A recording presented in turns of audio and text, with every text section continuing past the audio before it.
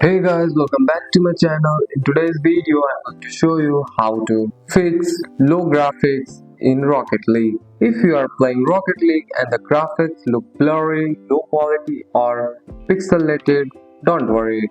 First, open the Rocket League, go to the setting, find resolution and set it to the match your screen like 1920 by 1080. Low resolution is the biggest reason the game looks blurry. Set display mode to full screen.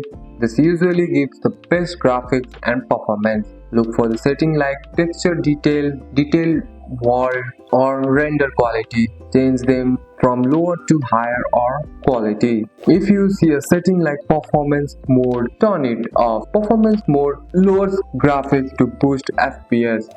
Outdated drives can cause the game to run in the low graphics mode. Updating them can instantly improve visuals. And that's it. That's all for today's video, guys. If you found this video helpful, drop a like and subscribe for more videos. Thanks for watching. See you in the next one.